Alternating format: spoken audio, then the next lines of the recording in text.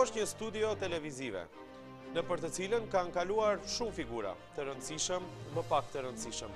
Figura që janë dukur interesant, figura më pak interesant, figura ndoshta që na kanë bërë për të qeshur, të tjere edhe që na kanë shkaktuar në një reagim. Megjithatë, në këto studio kanë kaluar figura dhe personazhe që kanë dhënë momente nga historia ose momente që ndërtojnë pjesë historinë. Pra, në këtë studio ka ndodhur jeta. Dhe pikërisht për këtë arsye, kjo studio ka qenë frymëzim për programin i cili ka në shenjestër 100 vjetorin e pavarësisë të Shqipërisë. Në këtë program, ne do të tentojmë të krijojmë një prerje të gjitha rritjeve tona kulturore, shoqërore, politike dhe historike, por me të vetmin qëllim që të shohim drejt të ardhmës. Prandaj, programi quhet 200. Na ndiqni. Përshëndetje. Ky është programi i parë i ciklit 200 i televizionit Alsat që në shenjestër ose edhe në sens ose edhe në një farë lloj mënyre në qendër do të ketë si leitmotiv 100 vjetorin e shpalljes së pavarësisë. Një program që do të tentoj të vlerësoj çfarë është arrir deri më tani, por gjithashtu një program i cili do të tentoj edhe të shoh pak historinë me sens kritik, me të vetmin qëllim që historia të shërbej për një qëllim të caktuar për të parë drejt të ardhmes. Kam nderin që të ftuar në këtë program të parë të jenë profesorja dhe mbase një nga historianet më të shquara që është marrë thellësisht me shpalljen e pavarësisë, zonja Valentina Duka. Gjithashtu i ftuar është Bujar Dugolli, i cili sapo ka botuar një libër për periudhën e pavarësisë, dhe gjithashtu kam nderin që në këtë studio është i pranishëm edhe profesori Vlado Popovski, i cili është në prak pra të botimit e një libri i cili do të evidentojë ndoshta fakte të reja për opinionin këtu në Maqedoni të bashkëpunimit historik mes shqiptarëve dhe maqedonasve.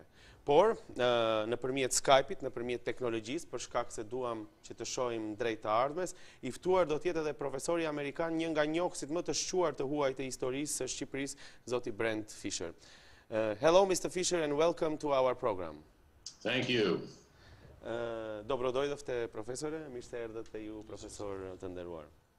Shpallja e pavarësisë së Shqipërisë po tentohet ose të përcillet me një emocion teje të madh ndër shqiptar, jo vetëm në Shqipëri, por edhe në gjithë rajonin. Megjithatë, për ta filluar këtë cikël programesh, do doja pikërisht fillimisht me ju, zonja Duka, cila ishte atmosfera në fakt e shpalljes së pavarësisë dhe pse shqiptarët sot pas 100 vjetësh tentojnë të shënojnë këtë datë historike? E para njërë të falenderoj që më bëre pjesë të emisionit tuaj, shumë të rëndësishëm dhe u detyrova të bëj një udhëtim të gjatë për të qenë sot prezent. E dyta do të them që shpallja e pavarësisë së Shqipërisë është një ngjarje shumë e rëndësishme e historisë së gjithë shqiptarëve.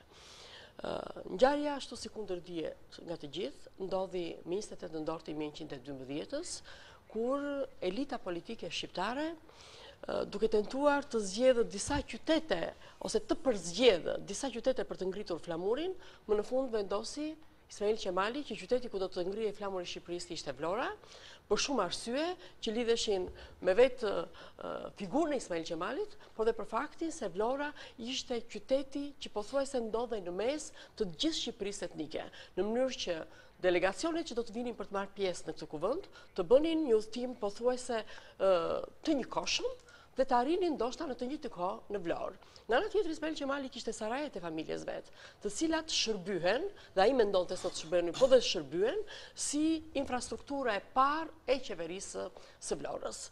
Për këtë ne sigurisht që duhet ta përmendim dhe t'i bëjmë vazhdimisht omazh figurës Ismail Qemali si një nga figurat kryesore që loti rolin vendimtar në shpalljen e pavarësisë së Shqipërisë, 100 vjetorin e cilës ne festojmë sot. Këtu janë profesor të nderuar që kanë bërë studime të ndryshme, megjithatë duke marrë kontekstin e sotëm pas 100 vjetësh, shpallja e pavarësisë, sidomos zhvillimet kulturore, shoqërore, sociale të asaj kohe, jo domosdoshmërisht nga fqinjet e shqiptarëve perceptohen me pozitivizëm. Sot, pas 100 vjetësh, shënimi i kësaj date në disa rrethe ose në disa vende fshинjësore konsiderohet, në qoftë se bëhet kjo nga shqiptarët e jashtëkufive, si diçka tendencioze. A mendoni se duhet trajtuar kjo kështu, ose nga ana tjetër a e kanë shpjeguar ndoshta sa duhet shqiptarët rëndësinë e kësaj date përveç faktit të shpalljes së pavarësisë? Unë mendoj se shqiptarët kanë tentuar ta bëjnë në këtë gjë. Por ju duhet të dini që historiografia shqiptare ka pasur dhe ajo oscilacionet e veta. Sigurisht që në kohën komuniste, historianët shqiptar kanë qenë më të izoluar dhe punimet e tyre nuk mund të luanin atë rol që luajnë sot. Mendoj që pas viteve 90, shqiptarët, historianët, jo vetëm e Shqipërisë politike, por historianët e departamenteve të historisë Universitetit të Prishtinës, të Universitetit të Tetovës, po ka përzejnë disa vështirësi të mëdha, cilat vjen nga mungesa e dokumentacionit, nga mungesa e njohjes së metodave të reja të shkrimit të historisë dhe po përpiqen të përgatisin monografi në të cilat të shpjegohet me realizëm dhe në mënyrë shkencore historia e tyre. Ne kemi pasur fatin, sidomos në muajt e fundit, që të gjithë historianët e Institutit të Historisë, të gjithë historianët e Departamentit të Historisë kanë lëvizur dhe kanë bërë kërkime kohët e fundit për ndër të 100 vjetorit në të gjitha arkivat më të rëndësishme të Europës. Unë kam qenë në Londër, kolegët e mi kanë qenë në Paris, dhe po e them që kemi gjetur materiale shumë interesante, me të cilat ne do të bëjmë të mundur ta sqarojmë akoma më shumë, akoma më mirë, akoma më shkencore historinë e shqiptarëve të këtyre 100 vjetorëve. Shumë mirë, do të flasim pikërisht për fakte më shumë për shpalljen e kësaj date, por para se të shkojmë në këto çështje, do doja që të bisedoj fillimisht me dy profesorët e huaj, nëse mund t'i them kështu kushtimisht, por të dy që merren me historinë e shqiptarëve. Fillimisht zoti Fisher, profesori Fisher, i cili është në Shtetet e Bashkuara të Amerikës. Mr. Fisher, how do you see Zoti Fisher, si e shikoni ju periudhën kur Shqipëria shpallte pavarësinë? Well, from the American perspective, of course, Nga perspektiva amerikane, nuk ishte qartësi se çfarë ndodhte në Ballkan në fund të shekullit 19 dhe në fillim të shekullit 20. Prezenca e shqiptarëve në Shtetet e Bashkuara të Amerikës, siç e di mirë edhe kolegja ime Valentina Duka, ishte e kufizuar. Shqiptarët e parë mbërritën thuajse në vitet 1880. Deri në luftën e dytë botërore, ndoshta në zonën e Bostonit për shembull, ishin rreth 8.000 shqiptarë. Pra, nuk ishte dijeni shumë se çfarë ndodhte në Ballkan. Çështjet e kolapsit të perandorisë osmane ishin të reja për shumë amerikanë. Issues involved in the collapse of the Ottoman Empire would have been new to many Americans. Si e shikoni tani gjithë këtë ngjarje që shqiptarët po shënojnë pavarësinë si një ngjarje shumë të rëndësishme? Ju keni bërë shumë studime për Shqipërinë.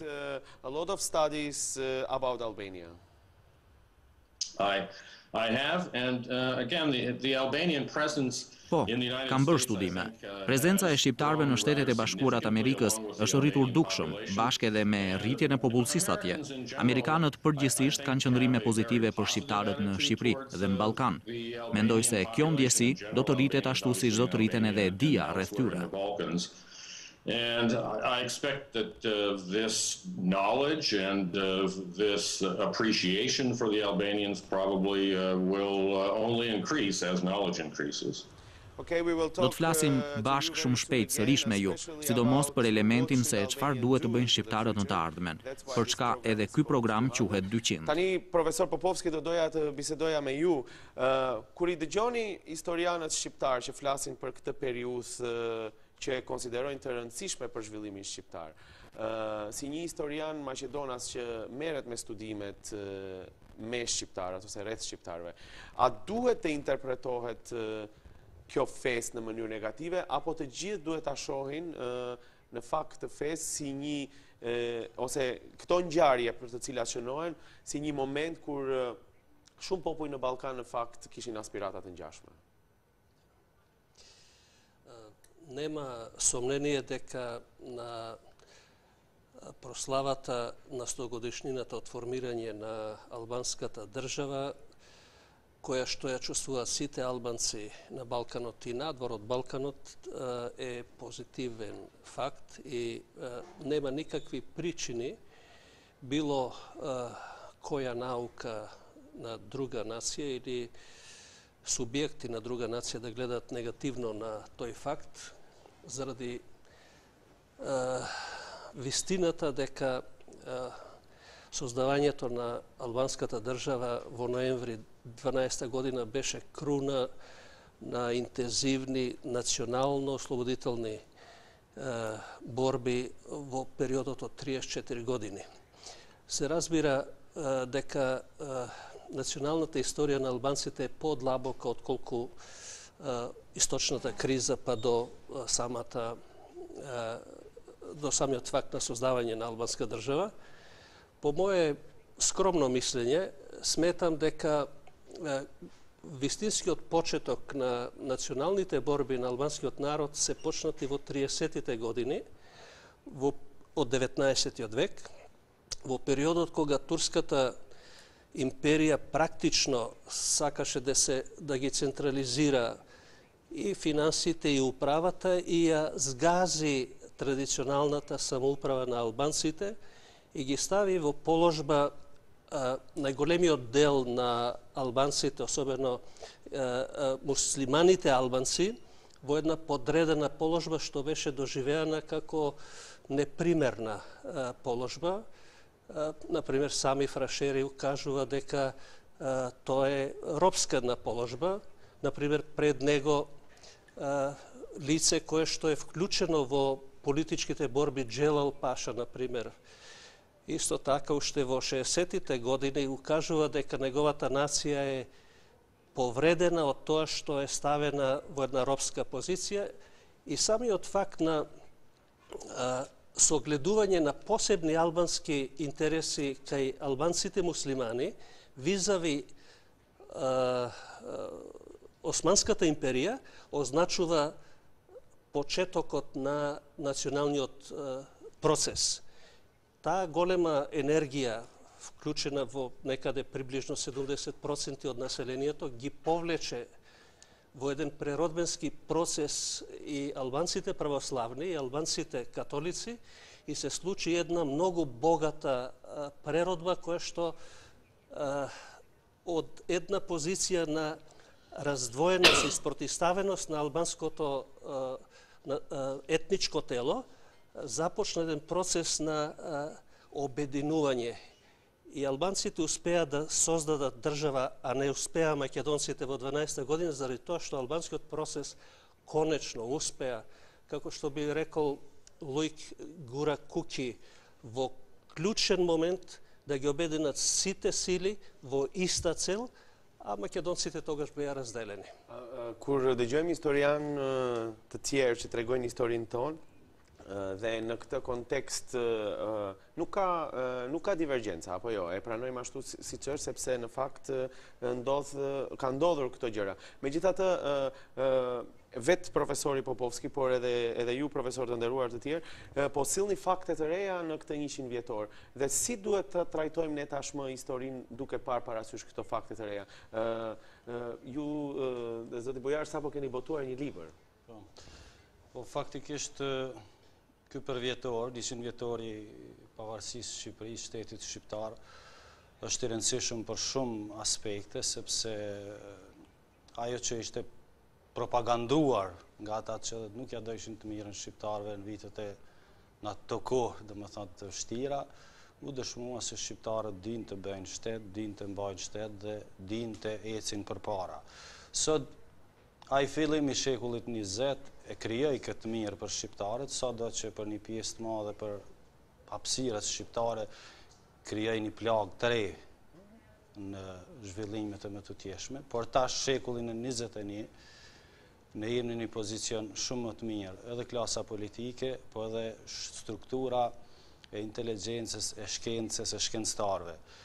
Dhe nuk lejohet në aspektin moral, njerëzor, shkencor, që historianët e shekullit 21 të kalkulojnë ashtu që kanë kalkuluar disa pseudo-historianë, qoftë nga pavarësisht çfarë etniciteti i kanë takuar, dhe të bëjnë falsifikime historike, mos e thojnë vërtetën dhe mbi bazën aty në falsifikime të prodhojnë konflikte, të prodhojnë lufta, të cilat i kanë shkaktuar shumë dame rajonit tonë, jo vetëm shqiptarëve, po të gjithë. Për cilat janë ndoshta faktet, ose faktet e reja, ose ato më shumë faktet që do t'i mësojmë tani në këtë përvjetor të shpalljes së pavarësisë? Thash pak më herët, zoti Popovski është duke bërë një libër për marrëdhëniet që kanë të bëjnë me shqiptarët dhe maqedonasit, të cilat sidomos këtu në Maqedoni nuk ishin shumë të përhapura ose të ditura më herët, por historiografia shqiptare, zonja Duka, ju thatë që keni bërë studime në arkivat e Londrës. Po, me se e informuar, Instituti i Historisë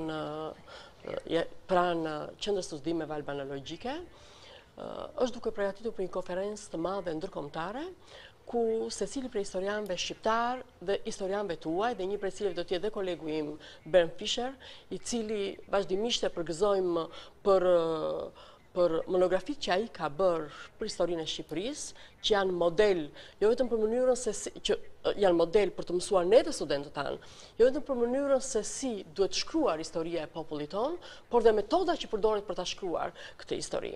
Por fatmirësisht sot kemi dokumenta shumë të rëndësishme në dorë. Unë personalisht, bashkë me bashkëshortin tim, dëshirojmë që të botojmë një vëllim me dokumentat angleze shumë të rëndësishme që shoqëruan dokumentat angleze që flasin për periudhën para përgatitore të shpalljes pavarësisë, dhe unë personalisht dua të botoj rreth 4 vëllime që ndoshta t'i përmbledh pastaj, janë 4 vëllime të cilat ndodhen në arkivin e Londrës, po t'i përmbledh në një vëllim të gjitha dokumentat që janë që jo paraprin, po që flasim për ngjarjet që ndodhen pas shpalljes së pavarësisë. Çfarë tregojnë diçka të re këto dokumenta? Normal që në një program të tillë me kaq shkurtër nuk mund ta shpalosim gjithë historinë. Megjithatë, ky program ka një titull, një histori me më shumë fakte. Domethënë, cilat do ishin ato faktet e reja që pastaj të kalojmë edhe tek secili? Po, unë falenderoj, do flas shumë pak për ato fakte, sepse aq e kam minutazhin në dorë.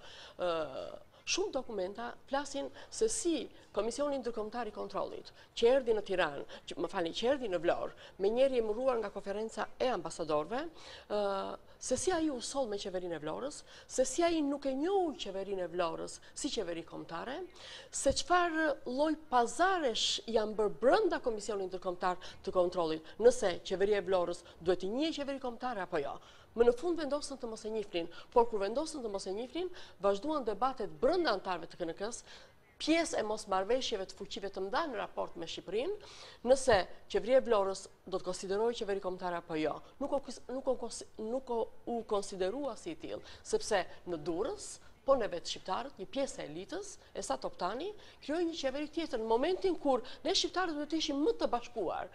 Dhe pse fuqitë e mëdha vendosen që dhe Esat Toptanin ta njohin si qeveri shqiptare, kur qeveria e Vlorës, pavarësisht se ajo nuk doli si një qeveri nga zgjedhjet të përgjithshme në Shqipëri, por në të tubuan dhe morën pjesë përfaqësues nga elita politike e gjithë shqiptarëve të 4 vilajeteve, kurse Esat Toptani me një grup përkrasit të vet, Shqipërisë së Mesme, ku kishte dhe saret e veta, krijoi qeverinë e vet. Por një pjesë e fuqive të mëdha, sidomos Franca e mbështetur nga Anglia, për shkak të mbështetjes të faktorit slav, dëshironte që Shqipëria të mos paraqitej si unike në sytë të fuqive të mëdha. Prandaj, krahas qeverisë së Vlorës, njohën dhe qeverinë e Esat Toptanit. Kështu që ka dokumenta shumë interesante se si kanë lëvizur këto bisedime, se si kanë lëvizur interesat e fuqive të mëdha në raport me Shqipërinë. Dhe dua të them vetëm një gjë, që po të shohësh këto bisedime, shef se sa e rëndësishme është qëndrimi austro-hungares dhe italian për çështjen shqiptare. Pa mbështetjen e të cilëve, ne sot nuk do të festonim 100 vjetorin. Profesor Popovski, kur dëgjoni fakte të tilla të reja, dhe kur i krahasoni me ato tuajat të rejat, cila është përshtypja që krijoni për historinë? Dhe do doja këtu që të përmendni edhe disa prej atyre momenteve që ju do t'i theksoni në librin tuaj që do duhet të botohet së shpejti.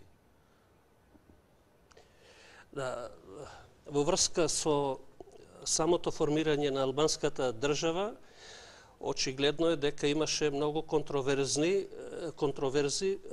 поврзани со интересите на балканските држави и поврзани со големите сили како патрони на одредени балкански држави. И тука е сосема јасна ситуацијата дека царска Русија стоеше зад интересите на Србија и на другите православни или словенски и православни држави на Балканот. И главното прашање во 12-та година после големото востание на албанците предводено од Хасанбек Приштина и особено после почетокот на Балканските војни на 5 октомври 12 година, на сите им стана јасно, па и на Русија, дека Албанија мора да се конституира како држава, со тоа што беше првото прашање дали таа држава би била независна или би била автономија и во какви рамки. Например, интересен е тука податокот на исказот на рускиот министер за надворешни работи, кој што кажа дека не е проблем да се создаде албанска држава. Конечно, од Рајштадската спогодба 1876 година во континуитет Русија постојано мораше да го признае тој факт дека треба да се создаде албанска држава, но тој кажа дека проблем станува што се подразбира под албанска држава и кои се границите на албанската држава, што значи дека околу признавањето на албанската држава и целокупната конфронтација околу границите на Албанија, на таа албанска држава, која што конечно во јули месец 13 година стана независна, бидејќи ги изгуби султанот териториите во меѓувреме после Балканските војни, што значи дека прашањето на границите се прашање на еден компромис меѓу големите сили, а не е тоа прашање на објективни етнички територии слично. Конечно, Албанија е подкусувана во етничките територии од Берлинскиот договор. Она ја плати цената на изгубената битка. Profesor, burimet tuaja historike kryesisht janë nga arkivat ruse. Burimet e profesorëve të tjerë shqiptar, po sidomos zonjës Duka, janë nga arkivat e Londra. A ka përputhje në fakte? Од документацијата што ја истражувавме ние се согледуваат контроверзите меѓу големите сили и позициите на Русија визави другите големи сили, а инаку што се однесува до фактите поврзани со албанското ослободително движење, со авторитетот на тоа движење и наметнувањето на движењето за создавање на албанска држава, тука нема никакви разлики, што значи дека Русија не смета дека албанската држава е вештачка конструкција или слично, туку настојува само да ја притисне и да создаде повеќе простор за своите пулени кои што ги протежира на Балканот. Меѓутоа би сакал да укажам дека руската албанологија не оди паралелно под рака со руската политика. Do të rikthehemi pas pak në studio.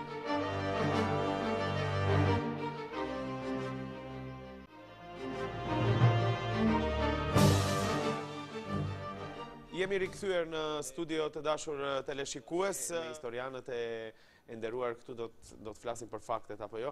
Dhe para se të vazhdojmë me dy historianët e tjerë të nderuar, zonja Duka, ju doni të bëni një ndërhyrje në lidhje me dokumentat ruse për të cilat fliste profesori Popovski. Po, unë mendoj që dokumentat ruse janë shumë të rëndësishme për historinë e Shqipërisë. Dhe ka kolegët e mi të cilët kanë shkuar tani në Moskë dhe po bëj kërkime pranë arkivave të Moskës.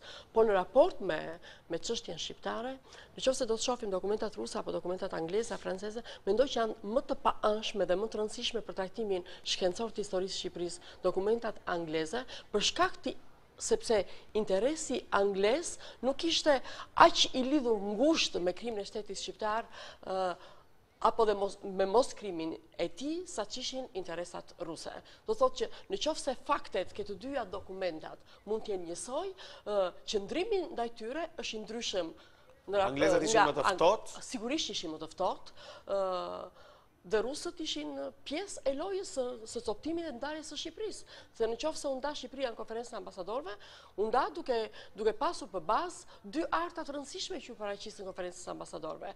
Një që ishte arta austro-hungareze, që pothuajse në vija të përgjithshme kërkonte që në shtetin shqiptar të përfshihen në vija të përgjithshme territori i gjithë Shqipëria etnike, dhe ishte projekti rus i cili kërkonte që në shtetin shqiptar të përfshihej pothuajse gjysma e Shqipërisë etnike. Dhe pjesa tjetër t'i kalonte shteteve fqinj për shkak të interesave dhe për shkak të mbështetjes që ajo i bënte elementi slav në Ballkan. Dhe do të them Rasim se kohët e fundit kemi gjetur të gjitha këto arta origjinale në arkivin e Londrës dhe do të bëjmë ç'është e mundur që të bëjmë një ekspozit me rastin e 100 vjetorit me të gjitha këto arta që paraqiten nga specialistët e kohës, konferencën e ambasadorëve, mbi të cilën u realizua dhe coptimi i Shqipërisë. Sigurisht që historia është e rëndësishme për neve, për të mësuar të kaluarën tonë, por që të shohim drejt të ardhme. Si rastësisht ky programi jon quhet 200 dhe ka synim për të parë përpara, ose siç thot ajo shprehja, nëse e mban kokën mbrapa, do pengohesh dhe dorëzohesh, por historia do duhet të na mësoj kur kemi bërë gabime. Në këtë kontekst dhe në kontekstin e ri ballkanik që është krijuar tani pas 100 vjetorit të pavarësisë, fillimisht ju, zoti Bujar, si mendoni që do duhet të jetë tashmë vizioni shqiptar pas 100 vjetësh të shpalljes së pavarësisë? E tham edhe pak më herët se nuk nënkupton pavarësia vetëm krijimin e shtetit shqiptar, por ishte edhe një shpërthim i zhvillimit kulturor, social, pse jo dhe ekonomik. Faktikisht, aspiratat që i kanë pasur shqiptarët nga lidhja e Prizrenit, bashkimin e vilajeteve shqiptare në një vetëm, krijimin e një Shqipëri etnike dhe problemet që i kanë pas me fqinjt, posaçërisht me serbet, me greket, kuptohet inkurajuar nga Rusia cariste, si duket në këtë shekullin 21, apo me pavarësimin e Kosovës, ato aspirata kanë pushuar se ekzistuare, dhe shqiptarët si duket tash kanë një qasje më realiste, një qasje integrimit evropian, sepse ne bashkimin nuk duhet ta shiqojmë nga kohrat se si është mendu në kohën e periudhës lëvizjes apo rilindjes kombëtare, se tani më çështja e pozicionit shqiptarëve në Ballkan është shumë më e pranueshme, më stabile. Tani çështja e statusit të Kosovës që përbohet me mbi 90% me popullsi shqiptare është në një farë mënyrë e zgjedhur. Çështja e shqiptarëve në Maqedoni është në një farë mënyrë e zgjedhur pse don që të përmirësohet pozita e shqiptarëve si një popull shtet formues. Do të thotë një rizbulim, nëse mund ta themi kështu, kjo aspirat e të funksionuarit së bashku? Unë mendoj që gabimin shqiptar që kanë bënë të kaluarën kur nuk është ndërtuar një aleancë e fuqishme me Perëndimin dhe ne kemi ra viktim e asaj që edhe në fillim të shekullit 20, kur pavarësohet Shqipëria, i kem antagonizmat brenda shqiptare, përçarjet brenda shqiptare, i përmendi dhe profesoresha e nderuar, edhe çështja vilajeti Kosovës bëri luftë, kryengritje që udhëheqja Hasan Prishtina, u çliru vilajeti Kosovës me 12 ngusht forcat shqiptare çliruan Shkupin dhe nuk u shpall pavarësia Shqipërisë, as në Shkup, as në Prishtinë, po u shpall në Vlorë. Këto fenomene, këto elemente duhet studiohen dhe mendimi im është që këtu kishte edhe mosmarrveshje brenda shqiptare, po kishte edhe një qasje jo pozitive ndaj shqiptarëve në raport me Evropën perëndimore. Dhe mendoj që ato probleme që u shfaqen dhe ajo goditje që u dha çështjes shqiptare i kushtoi gjatë shekullit 20, po dhe fillimi faktikisht fundit shekullit 20, me gjitha ato probleme, me gjitha ato luftra. Dhe padyshim që historia duhet të njihet, secili ne në këtë rajon duhet të njohim historinë e njëri tjetrit, mos tentojmë të jetojmë me historinë siç kanë bërë politika serbe deri në kohën e Miloševićit, sepse ti duhet ta njehsh historinë, po jo të jetojsh me atë se mund ta humbsh edhe ta. Pikërisht këtu në këtë periudhë historike, nëse mund të themi kështu, të 100 vjetorit, në fakt për Ballkanin ka pasur goxha ndryshime dhe zhvillime të mëdha që jam i bindur që në 200 vjetorin e pavarësisë këto do të evidentohen si zhvillime të rëndësishme. Por a duhet parë ose a duhen parë këto zhvillime, ose kjo nisme e bashkëpunimit shqiptar si hegemoniste nga ana e fqinjve. U bëj juve këtë pyetje më tepër, sepse megjithatë Kosova është në prag të krijimit të shtetësisë të saj, pavarësisht që është pallur pavarësia, por nuk njihet nga të gjithë. Unë mendoj që nuk duhet, për shkak se shqiptarët sot kanë një orientim euro-perëndimor. Dhe si në shtetin shqiptar me kufit në Shqipërinë bregdetare, si në Kosovë me kufit ekzistues, po si shqiptarët Maqedoni pranojnë këto realitetet krijuara. Por nuk mund, edhe askush nuk duhet pretendoj që shqiptarët t'i konsideroj më si qytetarë të rendit dytë, ashtu që ka ndodhur në Jugosllavi. Dhe shteti shqiptar e ka për obligim, edhe me kushtetutën e vet, të interesohet për drejta shqiptarëve. Tash ne po flasim posaçërisht për shqiptarët në një farë mënyre që janë shkelen shpesh disa drejta shqiptarë në Maqedoni, po në luginën e Preshevës, po në Malin e Zi. Kosova është një çështje tjetër. Ne sot duhet shiqojmë gjithë që të respektohen të drejtat e nacionalitetit, të drejtat kombëtare, po drejtat e pakicave. Dhe askush, unë s'kam dëgju as nga politika zyrtare e Shqipërisë asnjëherë, po as nga e Kosovës, që cenon tërësinë territoriale të ndonjë shteti ose që pretendon ndryshimin e kufeve. Dhe shpesh ju e shihni që edhe në këtë shekull ndodh, posaçërisht nga politika serbe që i sfido kufit e Kosovës, dhe kur sfidojnë kufit e Kosovës, normalisht tani hapet një temë tjetër, dhe ne tani paktën nga politika zyrtare nuk ka një qasje tillë që dojnë të hapin një temë tillë në Ballkan dhe ta destabilizojnë Ballkanin. Por duhet ta dinë se çështja e integrimit shqiptarëve në aspektin kombëtar, kulturor, ekonomik, kjo është çështje e pandalshme. Dhe ndoshta duhet shfrytzuar nga të gjitha, apo jo? Kjo absolutisht nuk i bën dam askujt. Pse ti bëj dam? Se nuk kemi ne çështje tash në atë hegemonizmin apo në atë nacionalizmin për ta damtuar një etnitet tjetër. Shqiptarët paktën kanë treguar çështje të tillë gjatë këtyre viteve që asnjëherë nuk kanë qenë. Bile i përmeni edhe profesori aspektet e bashkëpunimit që ne i dim edhe në kryengritjen e përgjithshme, edhe para fillimit kryengritjes përgjithshme të 12-s, përpjekjet e Hasan Prishtinës për të ndërtuar aleanca ballkanike për të luftuar kundër një okupimi dhe për të krijuar një realitet tjetër. Këto kanë ndodhur, ne kemi dhënë shembuj. Do të flasim për këto momente bashkëpunimi, po do doja të lidhesha me zotin Fischer, i cili është shumë larg pra në Shtetet e Bashkuara dhe po na ndjek. Shqipja e tij nuk është shumë e mirë, megjithatë ai kupton këtë debat. Mr. Fischer, from your study so far and Zoti Fischer, nga studimet tuaja deri më tani dhe duke pasur parasysh zhvillimet me shqiptarët gjatë 10 viteve të fundit, si e shikoni të ardhmen e tyre? How do you see the future development of Albanians? Well, I tend to be quite positive about the prospects for Kam një përshtypje se perspektiva do të jetë pozitive për shqiptarët në Ballkan. Pajtohem megjithatë me shumë historianë dhe analistë se ne, si komunitet global, kemi lëvizur nga koncepti i shtetit komb, i cili ishte i rëndësishëm në shekullin e 17. Mendoj se e ardhmja e shqiptarëve qëndron tek organizatat ndërkombëtare si Bashkimi Evropian. Shqipëria ka bërë hapa të rëndësishëm dhe unë i mirëpres, sepse lidhjet me BE-n do të prekin disa probleme kritike me të cilat shqiptarët ndeshen në të gjithë Ballkanin.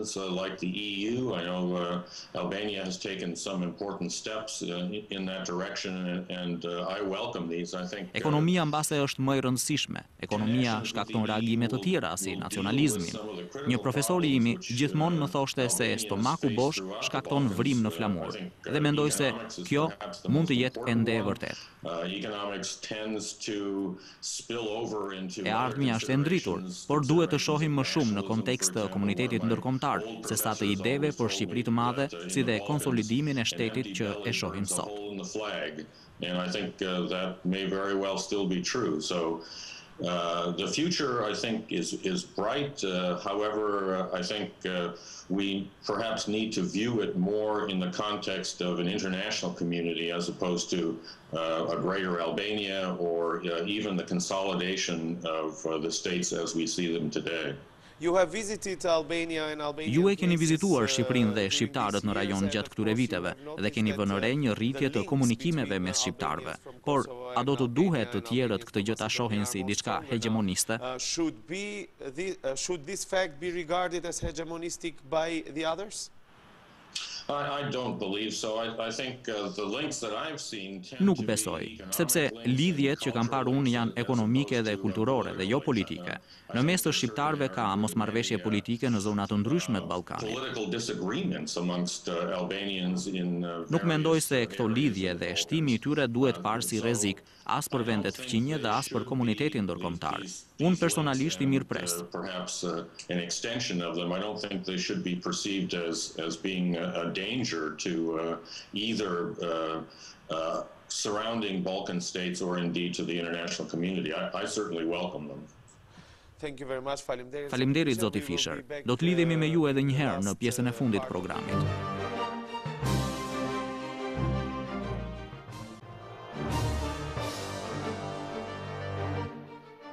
Mirë se erdhët sërish në studion në ciklin e programeve 200. Ky është programi i parë dhe sigurisht kam nderin që në këtë program të kemi profesorët e nderuar nga Shqipëria, Kosova, Maqedonia dhe sigurisht nga Shtetet e Bashkuara të Amerikës.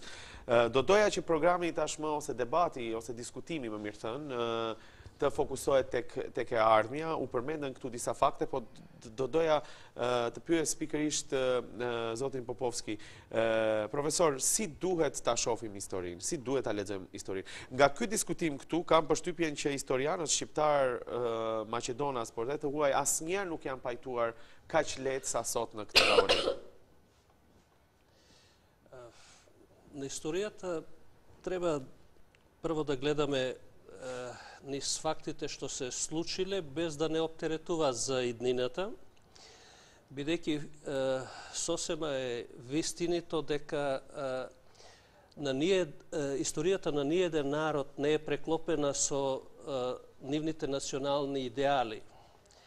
На Балканот особено, тоа се однесува и на македонците и нивната историја, а исто така и на бугарите и нивниот сон за границите, на Србија и на нивниот сон за границите исто така. Во таа смисла и албанските политички цели во одредени периоди кои што биле понесени од националниот процес и амплитудата на обединувањето во даден момент. Меѓутоа, конечно, резултатот е секогаш усогласен предлог на спротиставените интереси и фактори кои што го носат тоа. И тоа се однесува на сите балкански народи. Ju keni nxjerr një fakt shumë interesant të lidhjeve që ka pasur Hasan Prishtina me udhëheqësit e VMRO-s në VMRO-s së vjetër, për të krijuar një tentativë që Ballkani, nëse mund ta themi kështu, të kishte një lloj funksionimi tjetër. A mund ta shpjegoni këtë moment? Да. Прво, тие врски меѓу македонското и албанското движење се многу длабоки во историјата, потекнуваат од сознанието на едното и на другото движење дека се загрозени од балканските држави. И ние ги гледаме тие соработки уште пред источната криза, например мисијата на Стојан Везенков низ Албанија, поврзана со Джелал Паша и со првиот обид за Балкански сојуз на сите народи и на Албанија, кој што пропаѓа. Понатаму во источната криза гледаме заеднички македонски, влашки и албански чети кај југозападните граници на Македонија и на Албанија кај Пинт, кои што војуваат против грчките чети.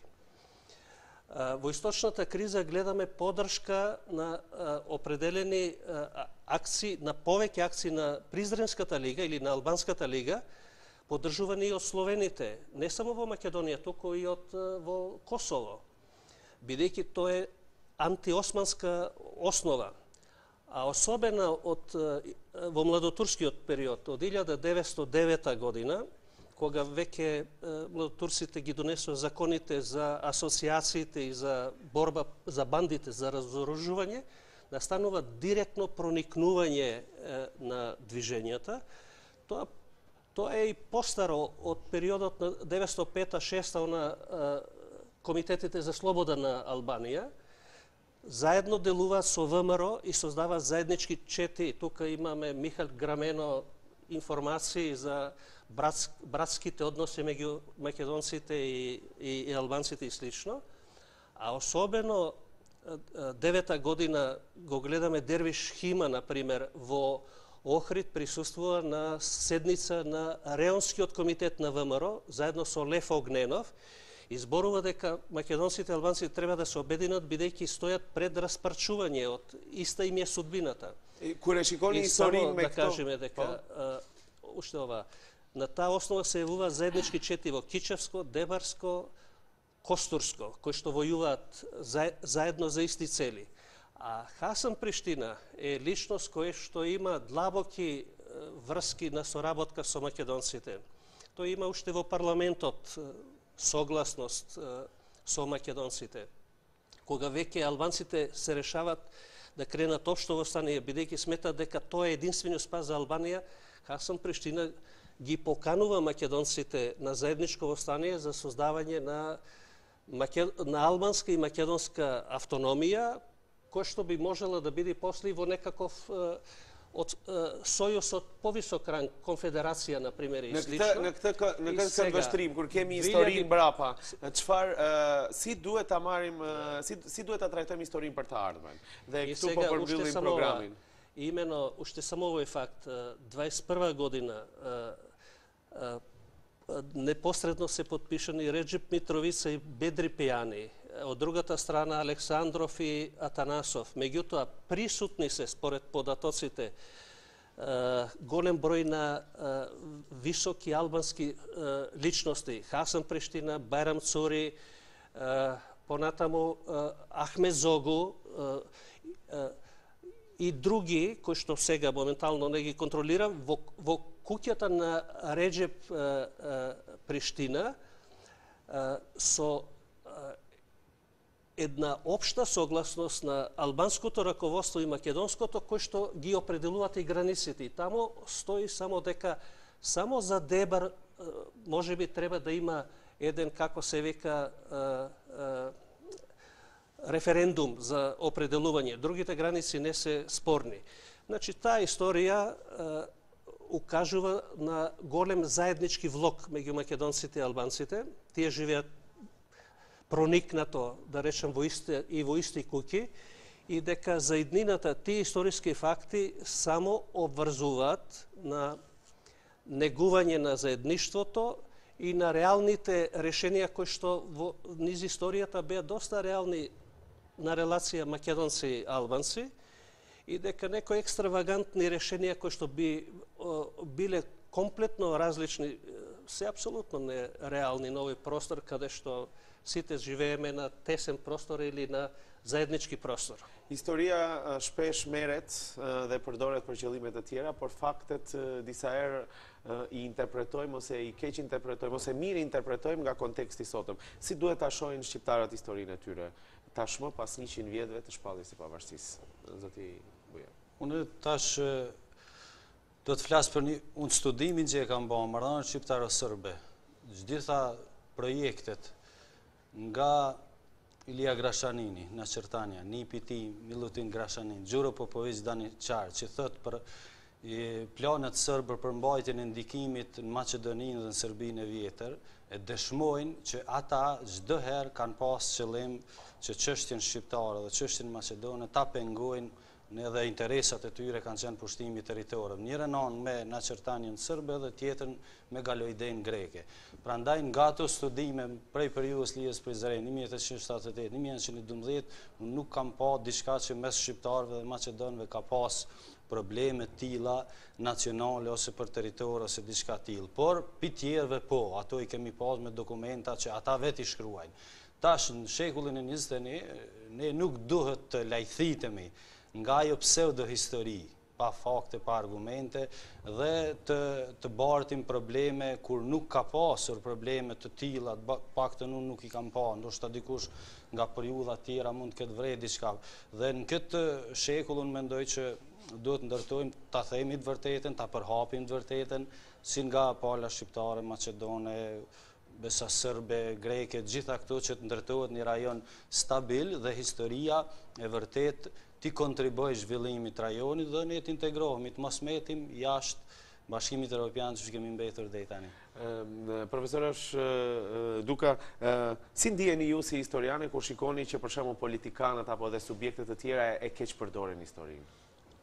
Sigurisht që nuk ndihem mirë. Historinë duhet ta bëjnë historianët, ta shkruajnë historianët, por në vazhdim të asaj çka folën dhe kolegët e mi, do të them se nga perspektiva e festimeve të 100 vjetorit të krijimit të shtetit shqiptar, mendoj që ne historianët shqiptar në të bimet akademike që ne do të organizojmë, të mos bëshojmë vetëm ke ngjarjet politike, apo ke ato ngjarje që na kanë ndarë ne popujt Ballkanas. Ka shumë ngjarje të rëndësishme gjatë tyre 100 vjetëve që tregojnë një bashkëpunim të gjerë midis shqiptarëve, maqedonasve, ashtu si kundër kolegu im, midis shqiptarëve dhe grekëve, midis shqiptarëve edhe serbëve, pavarësisht momentet vazhdimisht të vështira që kemi pasur me ta, por në vitet 30 ka pasur një përpjekje interesante të shoqërisë civile ballkanase për të koordinuar dhe për të organizuar aktivitete të përbashkëta, kulturore, ekonomike, të cilat ne duhet t'i evidentojmë, të mos mbetemi vetëm ke historia jonë politike me luftra dhe me gjak, po të evidentojmë dhe ngjarje të rëndësishme të cilat ne na kanë bashkuar në mënyrë që edhe ne historianët me shkrimet tona të ndihmojmë në emancipimin e Ballkanit dhe të mos mbetemi të ngurtësuar ke Ballkani si fuqi baruti. And when we listen to our historians, Mr. Fisher, Kur I dëgjojmë historianët tanë, zoti Fisher, ata japin perspektivë tjetër për të ardhmen, duke pasur parasysh historinë delikate të Ballkanit. Por, kur keni një pamje nga distanca, çfarë sugjeroni? Si duhet përdorur historia në Ballkan? Well, I think one of the problems that we've seen amongst Balkan historians in the past, I think less so in the present. Mendoj se një nga problemet që kemi parë në mesin e historianëve të Ballkanit në të kaluarën, por edhe tani, se historia është përdorur për qëllime politike dhe jo si një mjet për mësim. The question of objectivity is still a very important one. Mendoj se çështja e objektivitetit është e rëndësishme, sepse ka historianë shqiptar që fokusohen tek nacionalizmi apo socializmi. Në mesin e historianëve të rinj, edhe disa historianë të rëndësishëm si profesor Duka, kjo nuk ndodh, por ende është çështje dhe duhet e kaluar. Kërkohet një qasje më objektive dhe kjo do të mundësoj atyre që lexojnë historinë që të kenë një vështrim më të qartë për të kaluarën. Historia, siç sugjerova, është përdorur për politikë shumë shpesh, sidomos gjatë komunizmit. Me faktin që shohim qasje më objektive ndër historianë të rinj, mendoj se roli i historisë do të bëhet më pozitiv. Very much true. So as we see a more objective approach on the part of younger historians, I think the role of history will become much more positive. Thank you very much. Faleminderit. Të dashur teleshikues, ishte ky programi par 200, I cili kishte në fokus ndoshta fillimet ose momentin e shpalljes së pavarësisë, por edhe dha një lloj perspektive për atë se si duhet parë historia, sidomos me terma më shkencor, që ajo më tepër të përdoret drejt ardhme sesa të keq përdoret duke përdor vetëm faktet e së kaluarës, që siç thanë profesorët e nderuar, po siç tha dhe profesoria Duka, disa herë historia fokusohet vetëm tek çështjet negative, ndërkohë që është një shkencë shumë e gjerë. Unë ju falenderoj që ishit prezent në këtë program të parë të ciklit 200, I cili do transmetohet deri në nëntor. Të ftuar ishin Valentina Duka, gjithashtu Bujar Dugolli, Vlado Popovski, profesor të gjithë të nderuar dhe nga Shtetet e Bashkuara të Amerikës nëpërmjet teknologjisë, do të shohim drejt ardhmes apo jo, profesori I nderuar, një nga studiuesit e rëndësishëm të historisë shqiptare nga të huajt, Brent Fisher. Deri në takimin e radhës, mirupafshim.